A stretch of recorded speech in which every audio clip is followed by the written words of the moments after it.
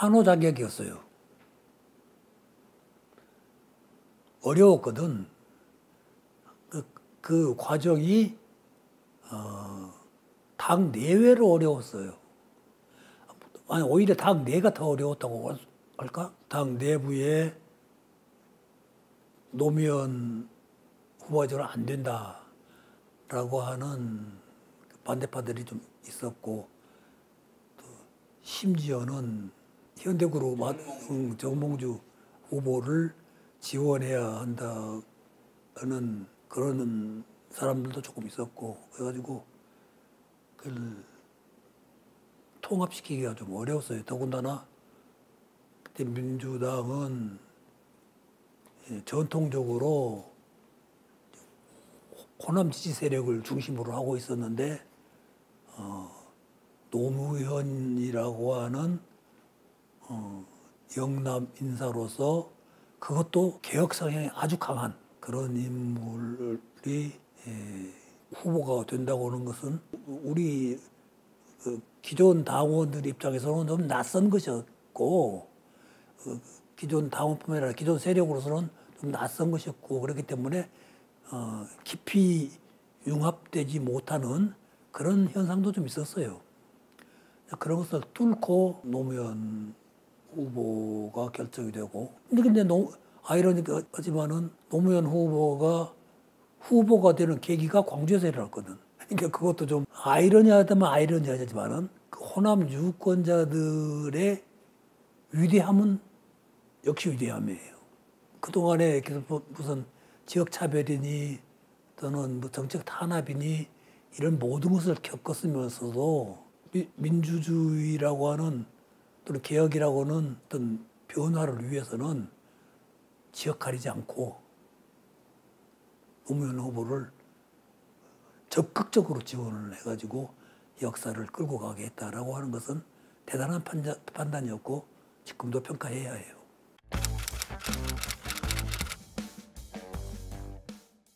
인수위원회라는 것에 대한 개념이 없을 때예요. 가서 인수위원장을 맡았는데 가서 보니까는 인수위원회 예산도 한 푼도 없고 인수위원회에 대한 준비가 거의 없어요.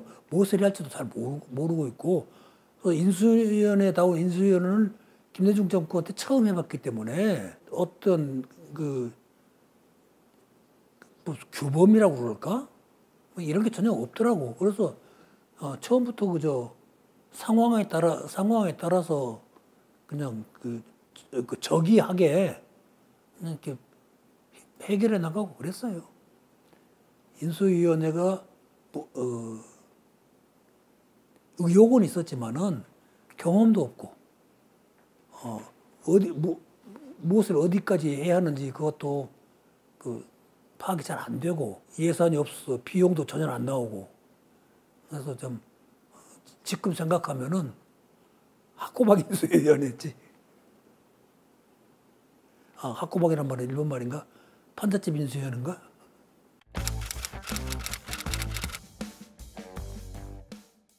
아주 솔직한 사람이잖아요. 솔직한 성격이잖아요. 어떤 의견이 있으면은 직설적으로 표현을 하는 분이고.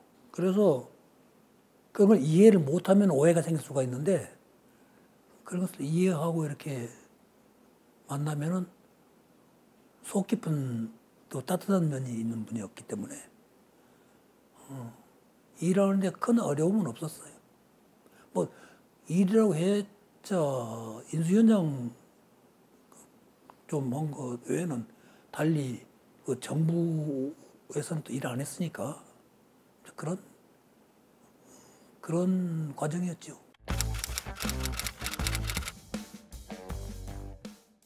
여러 가지가 있지만은 그 중에 가장 큰 것이 내 생각에는 지방 분권 사업이라고 할까? 지방으로 주요 기관들을 전부 이전한 그 정책은 나는 탁월했다고 생각을 해요. 그렇게 말은 하기 쉬워도 무슨 지역 분산 같은 것을 말은 하기는 쉬워도 엄청난 반대가 있는 건데 결국 기득권들이 있는 사람들이 그 주변에 모여 있는 건데 그런 그 정책을 두고 그래서 이렇게 지방 이전을 과감하게 서둘러서 지금 광주도 나주 한전 이전으로 이렇게 큰 변화를 가져왔는데 이런 사업은 생각하기는 쉬울지 모르지만 그 실천한다는 건 매우 어려운 일이에요.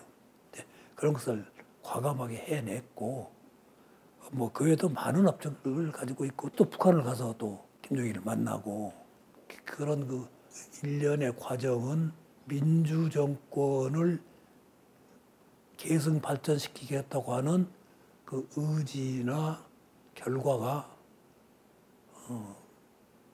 뛰어났다고 나는 생각을 합니다.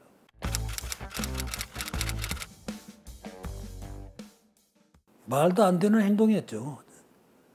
저쪽 그 세력에 대통령이 특히 우리 이쪽 민주당 출신의 대통령이 탄핵된다는 것은 꿈에도 생각 못했던 일이고 있을 수 없는 일이 일어난 거잖아요. 국회에 있으면서 그 국회 의사당에서 그 국회 경위들까지 불러들여서 강제 이렇게 해산을 시키고 그랬잖아요.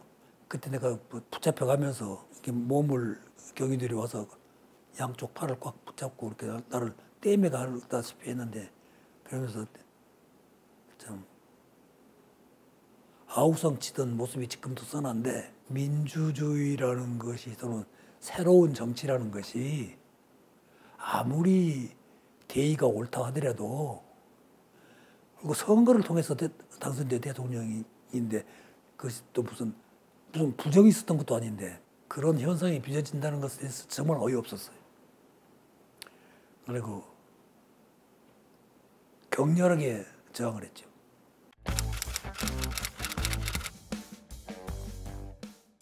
뭐 일일이 다 뭐 열거할 수는 없고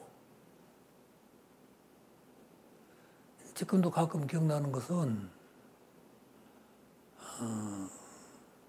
지금은 전쟁 중이지만은 우크라이나를 방문했을 때 일인데 거기서 가보니까는 그 소련이 해체되면서 그 소련을 구성하고 있던 나라들, 아주 뭐 카자흐스탄이나 우즈베키스탄이나 우선 우크라이나나 이런 나라들이 전부 다 독립을 하지 않았어요. 그 과정에서 거기에서 살던 고려인들이 그 일대에서 살던, 맞으면 스탄 붙은 나라들에서 살던 고려인들이 매우 어려운 처지에 빠지게 됐어요. 왜냐하면 그 새로이 독립된 나라들이 민족의식이라고 할까? 이런 것이 이렇게 분출이 되면서 고려인들에 대한 핍박이 시작됐다고. 그 고려인들을 쫓아내기도 하고. 그래가지고 상당히 많은 고려인들이 유랑을 하다시피 했다고요. 이 나라 저 나라로. 뭐좀 국적을 잃어버리고.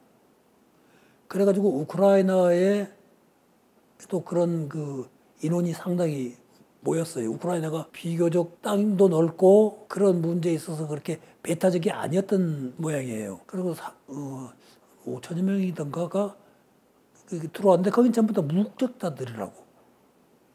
쫓겨나가지고 고려인으로서 어떤 나라에 살다가 거기서 쫓겨났고 그 국적을 인정을 안 하니까 무국적자들이랬다고.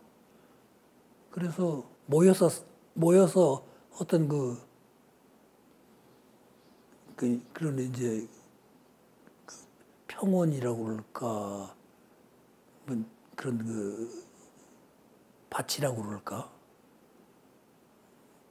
그런 데서 모여서 살았는데 국적이 없으니까 그 나라 우크라이나 나라의 국민이 아니니까 더군다나 사람이 아니에요. 학교도 못 가고 온 것은 물론이고 도둑을 맞거나 무슨 강도를 당해도 호소를 못 해요. 국적이 없으니까 그 맞으면 사람이 아니에요. 거기는. 그럴 자격이 없는 거야. 아파도 병원에도 제대로 못 가요. 그런 속에서 맞으면 거의 버려진 그냥 사람으로서 살고 있더라고. 근데 어떻게 해결할 방법도 못 찾고 있는 거예요. 그래서 내가 우크라이나 대통령을 만나가지고 이 문제 좀 해결하자. 어떻게 이렇게 사람도 아닌 사람으로서 아무런 인권 자체가 보장이 안 되는데 이걸 좀 해결해 달라. 그거고 얘기를 해가지고 완전히는 아니지만은 그 우크라이나 거기 난민들에 대해서 우크라이나로 좀 피난 온 고려인들에 대해서 좀 배려하는 정책을 요구를 했고 그것이 나중에 반영이 돼가지고 그쪽에서 무슨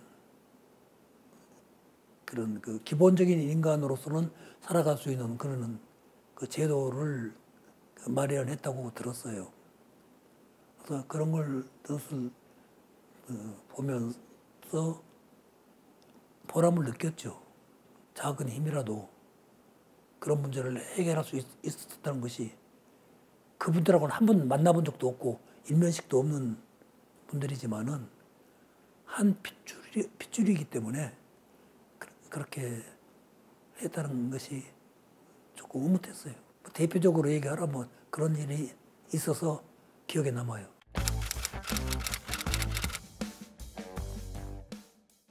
노무현 대통령의 서거는 충격 그 자체였고 애도 이전에 상황을 그렇게 전직 대통령을 죽음으로 몰고 간 이 사회의 구악 세력들, 독재 세력의 잔재들, 그들에 대한 분노가 참 컸어요. 어떻게든지 이 나라를 민주화시키고 개혁하려고 그러면은 우리가 두 번, 세 번 대통령에 연속해서 이기지 않으면 안 된다. 그런 그 깨달음도 강해졌고, 그리고 그 노무현 대통령을 우리 당은 물론이고 그 의미를 우리 국민의 자산으로 삼아야 하겠다라는 그런 생각도 있었죠. 고통스럽기도 하고 정말 황망했지.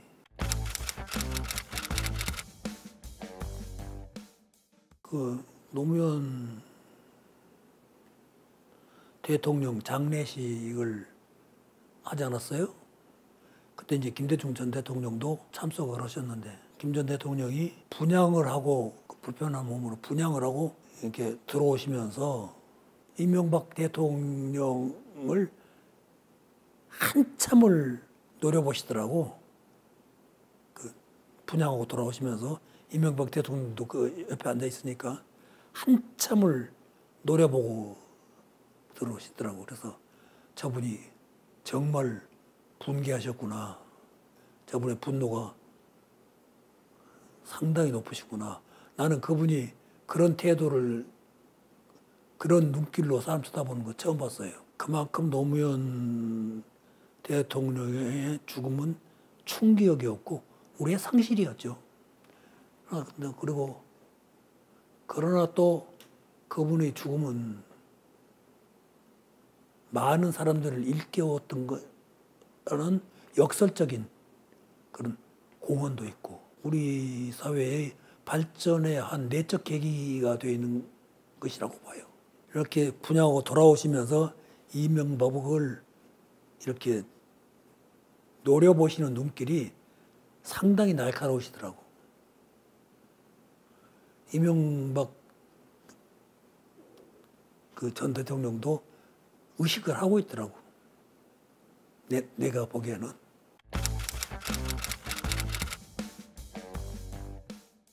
그분은 무슨 안타깝고 슬픈 일이고 하는 것은 뭐 인간적인 느낌으로서는 말할 것도 없고 다만 오랫동안 건강이 좋지 않으셨고 불편하셨기 때문에 또 연세도 꽤 높으셨고 그렇기 때문에 또 병원에 입원한 기간도 좀 됐고 그래서 마음속으로는 모두들 준비는 돼 있었지. 그렇지만 한 시대의 거목이 한 시대의 거인이 역사 현장의 뒤안으로 가시는 길이었으니까 애도 그리고 안타까움 이런 감정들이었다고 봐요.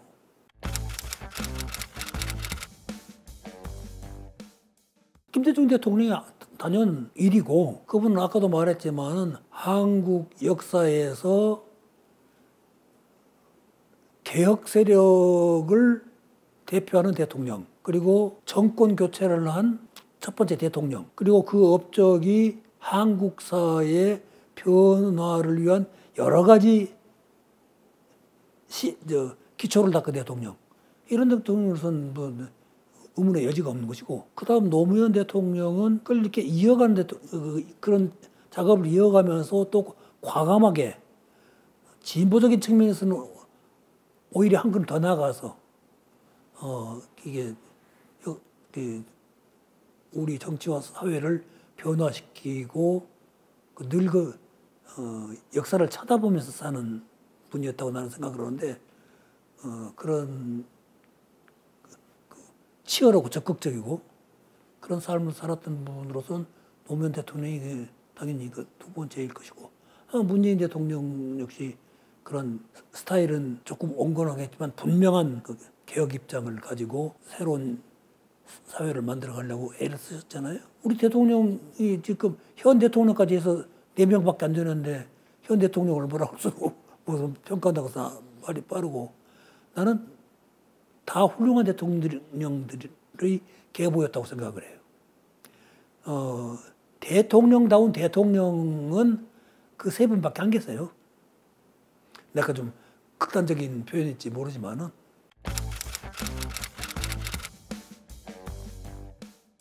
워스트가 너무 많아가지고 그 순서 매겨본 적도 없고 매길 수도 없어요. 거기는 워스트 아닌 대통령을 말하라는 것이 차라리 더 편할는지도 모르지. 뽑을 생각 없어요.